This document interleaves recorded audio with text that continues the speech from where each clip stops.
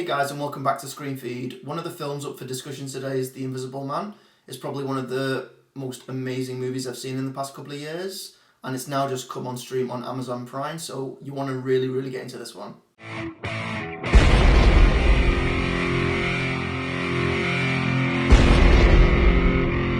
As always guys, if you already haven't, please like and subscribe to the channel. I'm also on Twitter and TikTok, so if you're on any of those platforms, please hook me up. Just so you know guys, this is a spoiler review, so if you've not seen it, go straight to Amazon Prime, watch it, and then come straight back here, and then we can talk about it a bit more. This film stars Elisabeth Moss, and she is fantastic. I mean, if you've ever watched The Handmaid's Tale, if you haven't, I would totally recommend it. She's absolutely incredible, and this is such a good movie as well. I remember watching it when it first came out at the cinema, and I was just absolutely hooked. I was just so enthralled with the whole concept of the film. It was just incredible. So if you've not watched it, go straight to Amazon Prime. I'll put a link in the bio. It's absolutely incredible. I would totally recommend you watch it. It's got a few jumps and scares in it, but it's not really a horror. It's just quite psychological, but it's kind of like a horror. It's a little bit jumpy, but no monsters in it, but it is pretty good, this movie. I totally recommend you see it. So the film starts off with this woman, her name's Cecilia, and you kind of get the impression she's trying to kind of run away. She kind of wakes up with a guy sleeping next to her, and she's trying her best to kind of get out of the place. She sets the car alarm off and she just starts running, and you can tell she's trying to escape from this guy. He ends up running after her, chasing her, and she just wants to get away. She's emotional, she's scared. It's just a very intense start, which is what you want. You want to be hooked pretty much from the get-go. You want to know what's going to happen, and I think this was a really good way to start the movie. So the guy that she was trying to run away from, you could clearly see that he was rich. The house was just like a huge fortress, very swanky, right next to the ocean, massive, huge. I mean, why would you want to leave that? I mean, I suppose people have their own reasons, but... So the guy that she's left, he's got a brother, and he's informed her that he's dead, he's committed suicide.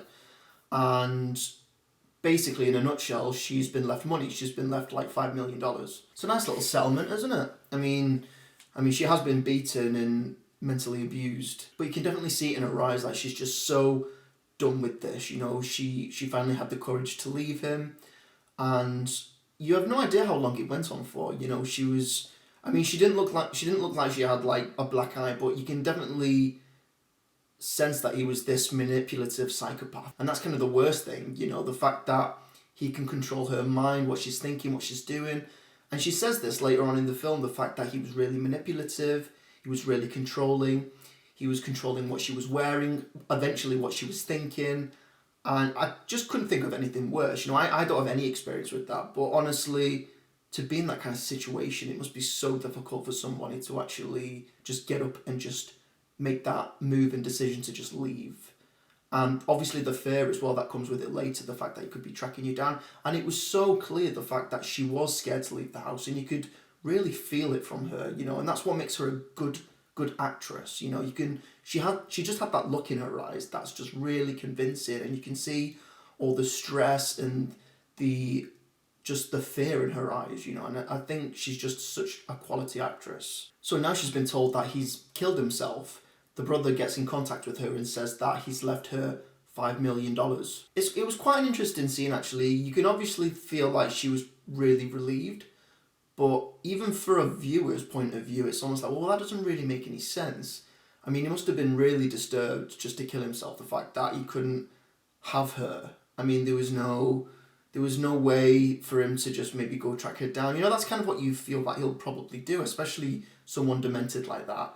But anyway, she's been told that he's dead now, and she's free. You know, she's got all that money to do with what she wants, and she can just get on with her life. And I think it's just really relatable to a lot of people, especially in this day and age. You know, there's a lot of women nowadays speaking up against sexual abuse, harassment, you know, and it's become very open, you know, and again, this film's got a really good message, because it just shows and tells women that, you know, it's not just you, there are other women out there that are dealing with this, but not just women, men too, you know, in different relationships, all different kinds of relationships. But you can see at this point she is happier. You can definitely see that in her personality. She's trying to get on with her life, she's got the money. But now it's kind of taken another turn. She starts hearing all these weird noises, footsteps around the place, that she's being followed or she's being watched.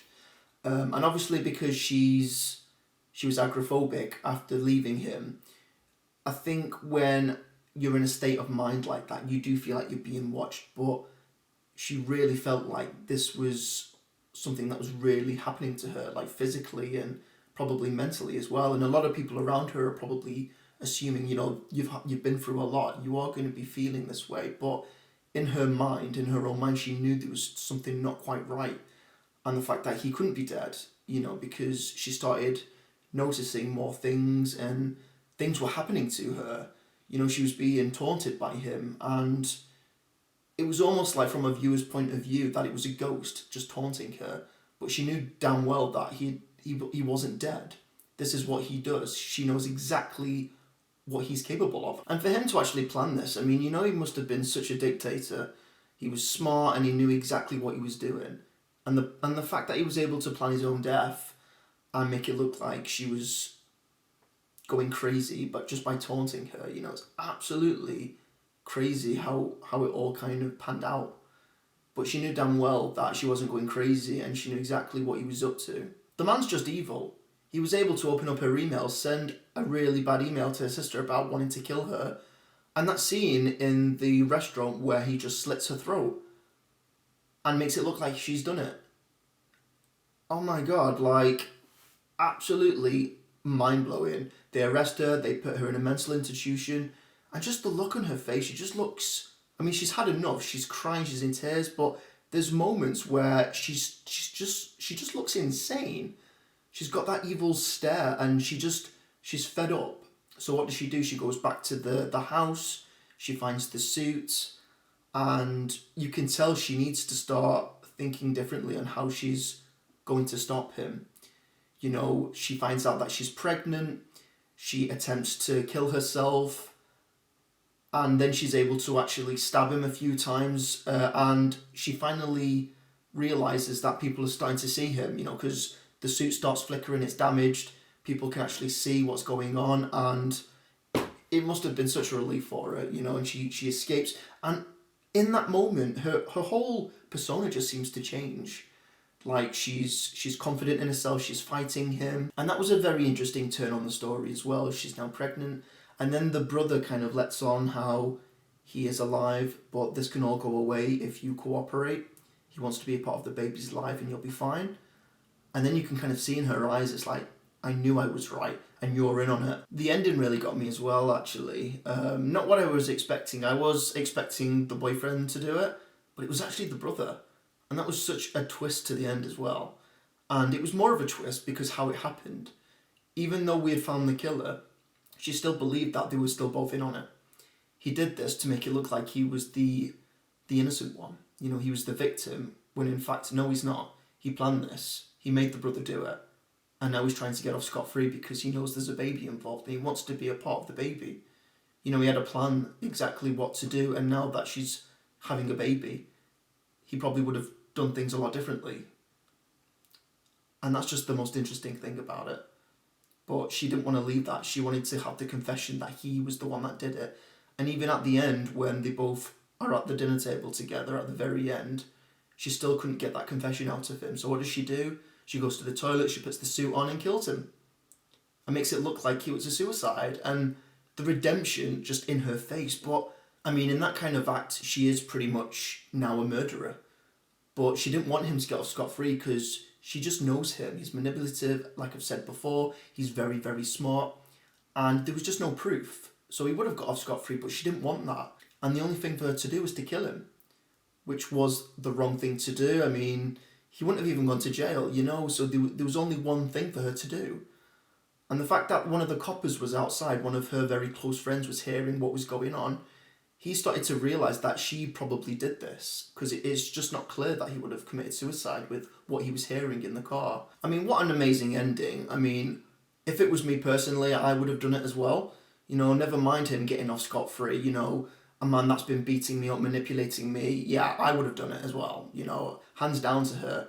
And the end scene where she's just kind of walking down the road with that smirk on her face, that she's free, you know, you just really feel for her after everything that she's been through.